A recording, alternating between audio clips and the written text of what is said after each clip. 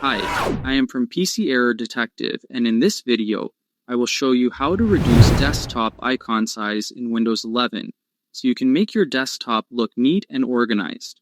We'll go through easy steps to adjust your icons quickly and easily. Step 1. Find an empty space on your desktop and right-click. This will open a menu with several options that control how your desktop looks and behaves. Right-clicking in an empty area ensures you are not affecting any specific icon. Step 2. Hover your mouse over View.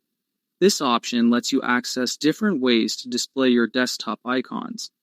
By selecting View, you can see choices for icon size and layout, which is important for customizing your desktop appearance. Step 3.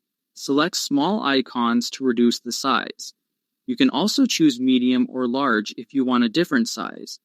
Adjusting the icon size helps make your desktop more organized and easier to navigate. Thanks for watching, and don't forget to subscribe to the PC Error Detective channel for more helpful tips.